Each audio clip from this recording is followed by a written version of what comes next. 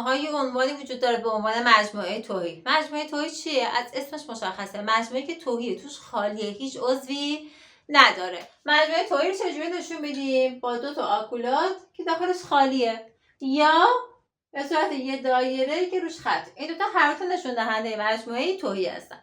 اشتباهی که اکثر بچه‌ها تو امتحان انجام میدن، سوال به این صورت میده: مجموعه این یا مثلا مجموعه سه. این دوتا میگه یک مجموعه تهیه، یا این یا حالا یک کدوم میده.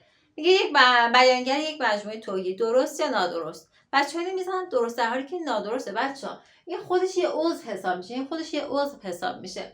مجموعه تهیه هیچی نباید داخلش باشه، حتی اگه به این صورت هم داشته باشیم بازم غلطه. این داخلش یه مجموعه توی این نشون دهنده یه مجموعه توهی، فرض کن مثل این دو تا مثل همش فرق نداره. پس مجموعه توهی هیچی داخلش نیست. عضو ببین کلا مجموعه ها رو با حروف بزرگ انگلیسی نشون میده. مجموعه A، مجموعه B، C، D، حالا هر اسمی میتونه داشته باشه. فرض کن به این صورت 2 3 5 4 3. این مجموعه A. عضو علامت عضو به چه صورته؟ عضو رو به این صورت نشون میدیم. یعنی چی؟ مثلا من میخوام بگم تک تک اینها عضو مجموعه آ هستن. هر وی که گذاشته میشه یا هر ویرگولی که گذاشته میشه عضوها رو داره از هم جدا میکنه. مثلا به من میگه 2 عضو آ، 5 عضو آ، 4 عضو آ.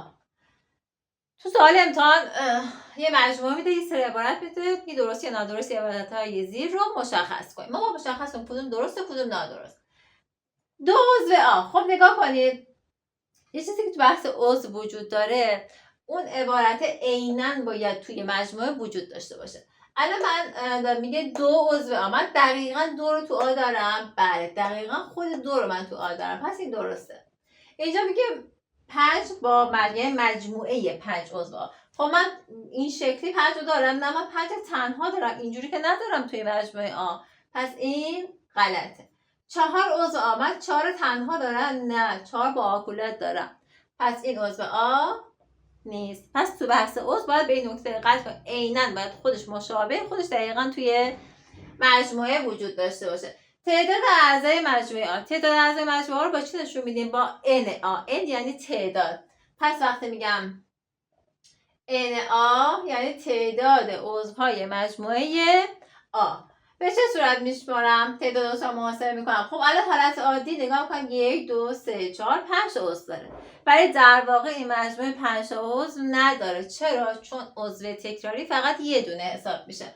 من اینجا 2 تا 3 دارم، پس در واقع یه 3 حساب میشه. 1 2 3 4. پس این 3 حساب نمیشه.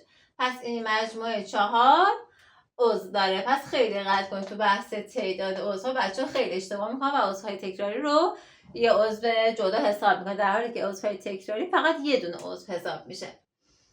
مجموعه ها توی ریاضی، خب ببینید بزرگترین مجموعه توی ریاضی مجموعه اعداد حقیقیه. پس بزرگترین مجموعه اعداد حقیقیه. هر عددی که شما تو ذهنتون در نظر بگیرید عضو اعداد حقیقی هست بدون استثنا. اعداد حقیقی خودش 2 بخش داره. یکیش اعداد اصم یا همون گنگ هستن. اعداد اصم یا گنگ رو با کیو پریم یا کیو سی نشون میدیم. هر دوتاش یکیه. کیو پریم یا کیو سی هر دوتا هم اعداد گنگ یا اعداد اصم هستن. اما سمت دیگه 2 قسمت گفتم هستن. یک سری اعداد گنگ یا اصم، یک سری هم اعداد گویا هستن. اعداد گویا چیه؟ اعدادیه که اصم نباشه، گنگ نباشه دیگه. بتونیم به صورت کسری بنویسیم که صورت و مخرجش عدد صحیحه، مخرجش هم 0 نباید باشه. هر عددی که گنگ نیست عدد گویاست. عدد گنگ چی هستن؟ 1 رادیکال هایی هستن که جذر ندارن، مثل رادیکال 10. رادیکال 10 جذر نداره، در واقع عددی نداریم دو خودش ضرب بشه 10.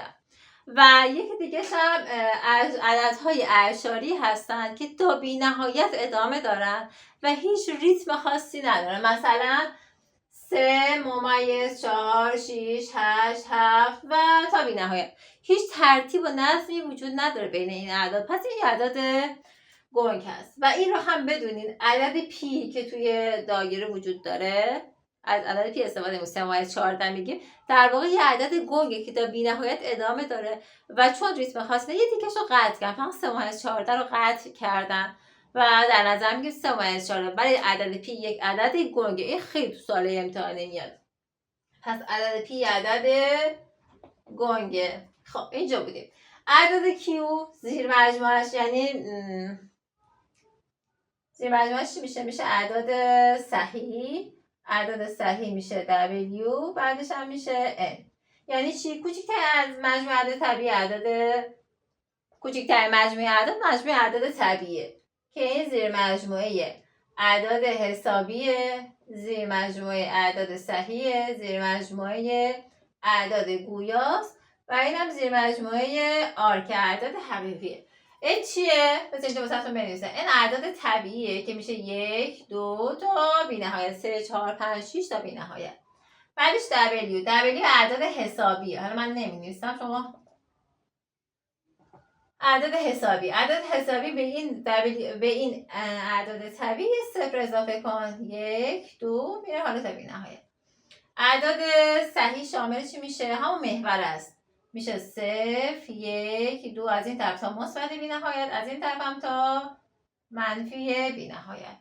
اعداد گویی هم که مشخصه، اعداد حقیقی هم که مشخصه. بچه این آموزش ها رو من کوتاه براتون میذارم که شما خیلی خوب بتونین یاد بگیرین و بتونین مطالب بعدی رو بهتر بفهمین. پس هر آموزشی که میذارم شما خوب تمرین کنید، تکرار کنید و اون تمرینم که میدم حل کنید برای من بفرستید.